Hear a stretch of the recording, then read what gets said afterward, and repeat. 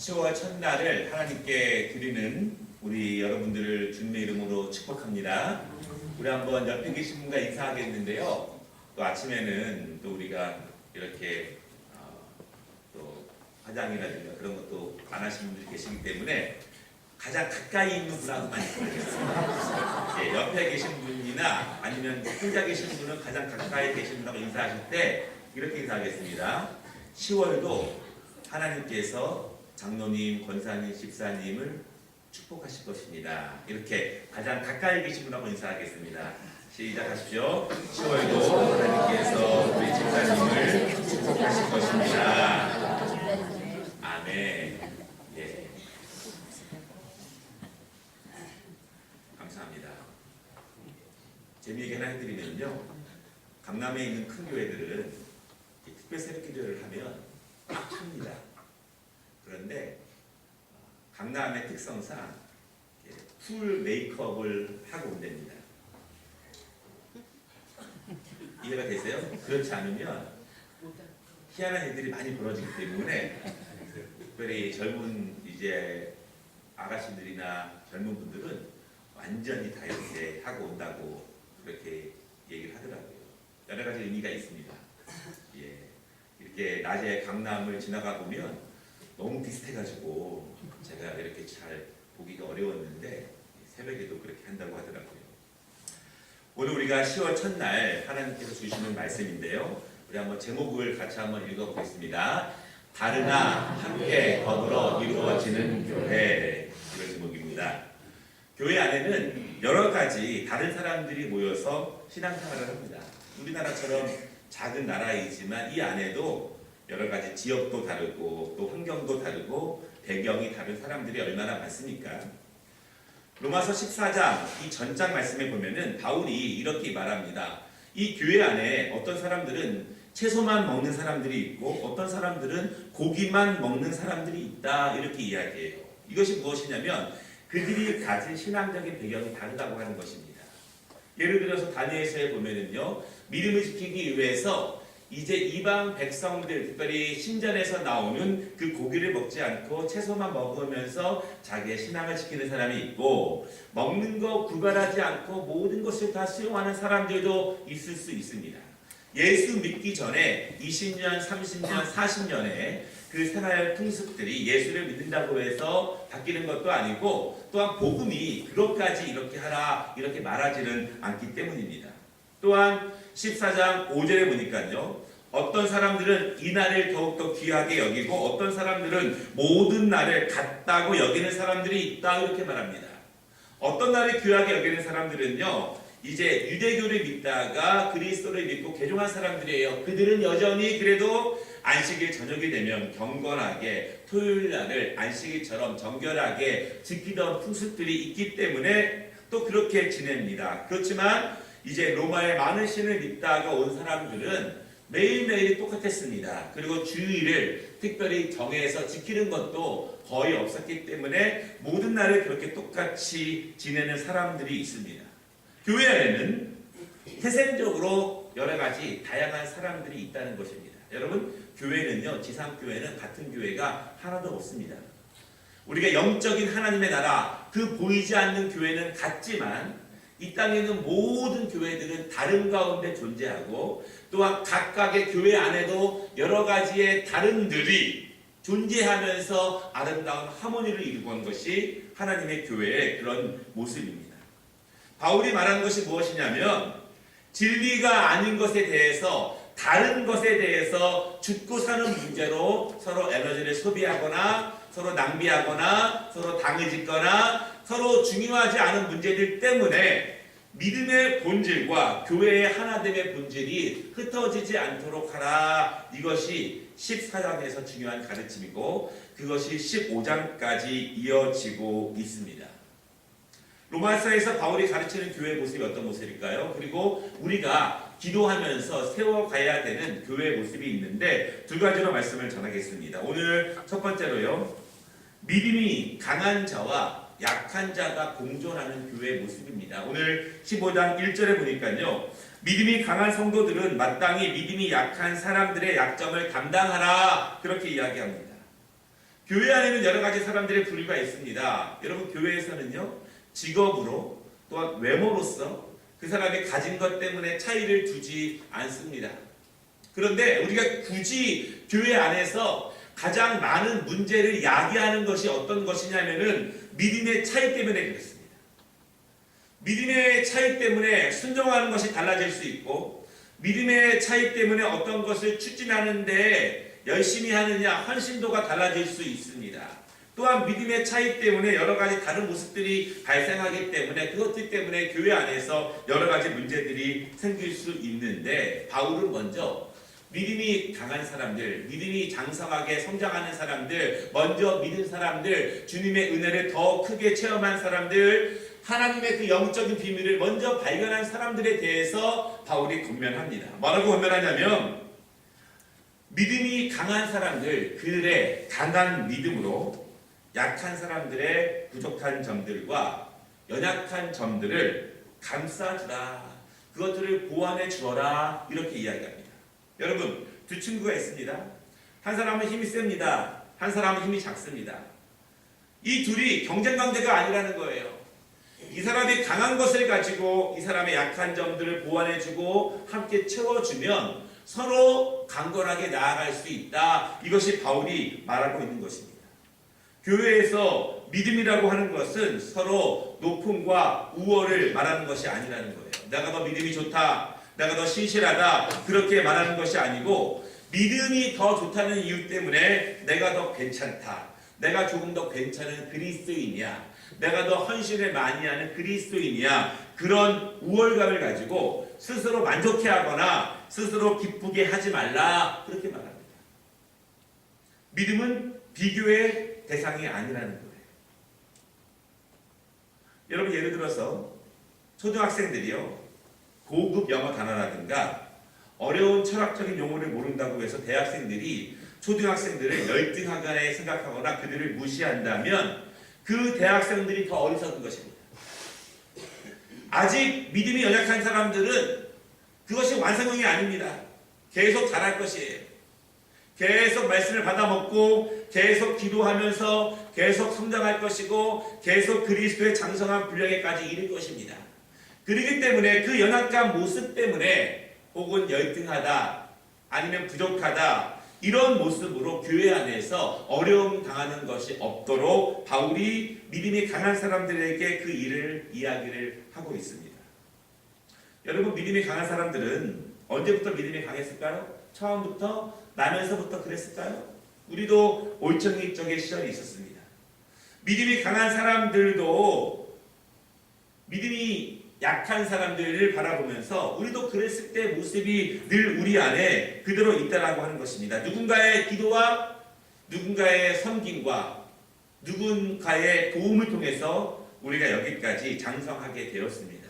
우리의 믿음은 결코 혼자 살아가는 것이 아니죠. 내가 누구를 본받고 가르침을 받고 섬김을 받고 눈물의 기도 때문에 우리가 성장하기 때문에 그렇습니다. 여러분, 그래서 아름다운 교회의 모습은요, 믿음으로 우열을 가르는 것이 아니라 믿음이 강한 사람들이 약한 사람들을 끌어주고 덮어주는 것이라고 말하고 있습니다. 특별히 2절 말씀에 보니까요, 서로 선과 덕을 행하여 다른 사람을 이웃을 기쁘게 하라, 그렇게 말합니다. 이것이 그리스도인의 좋은 모습이에요.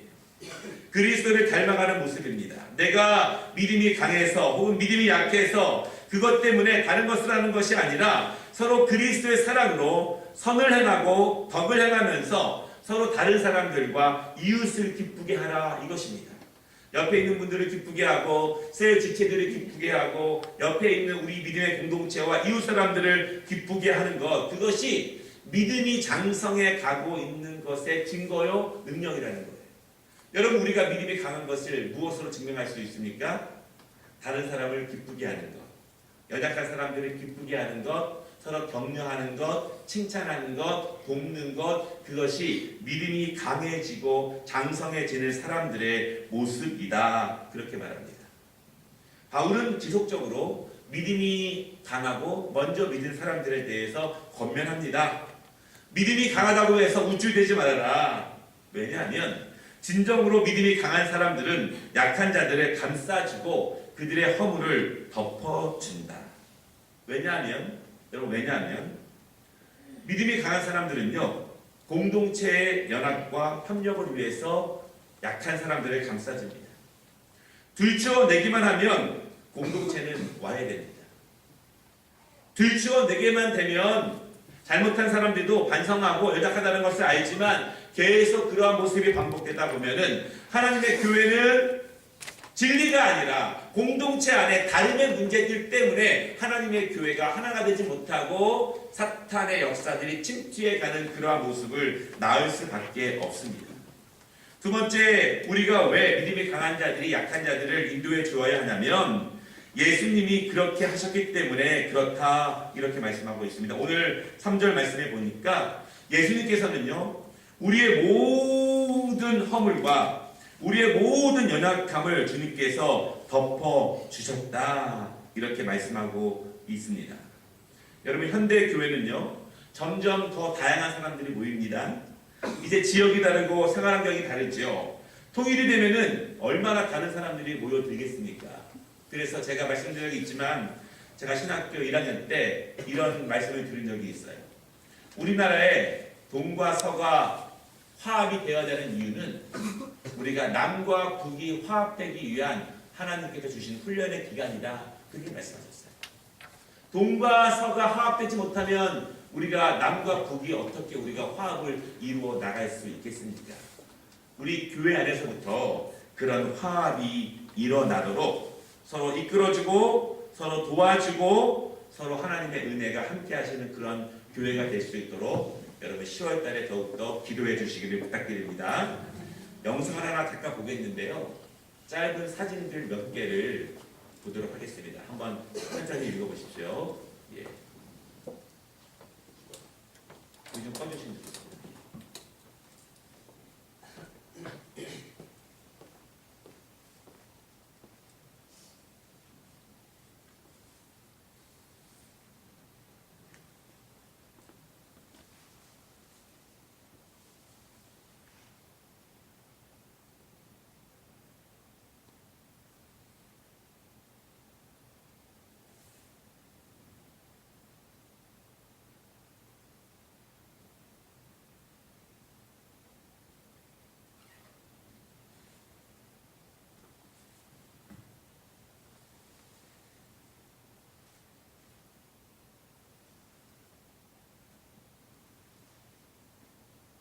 끝났습니다. 불을 켜주시기 바랍니다. 여러분 다 글씨 보이셨죠? 아름답지 않습니까? 그렇죠? 한 아프리카에 있는 작은 공동체에서 지금도 벌어지고 있는 일이라고 합니다. 참 아름답습니다. 우리가 약점과 연약함을 가지고 말하기 시작하면 한도 끝도 없습니다. 그러나 저 모습처럼 바울이 로마에 있는 그리스도인들에게 말합니다. 서로가 서로를 이끌어주고 서로를 덮어주고 서로 사랑으로 화목해 가는 것이 믿음으로 강건한 그런 교회의 모습입니다. 이 은혜가 우리 교회에게 충만하기를 주님의 이름으로 축원합니다. 두 번째, 오늘 7절 말씀해 보니까 서로 받아 하나님께 영광을 돌리게 하자, 이렇게 말씀하십니다. 7절에 바울이 서로 받으라, 그렇게 말합니다. 받는 것이 무엇이냐면 서로 수용하라는 것이죠.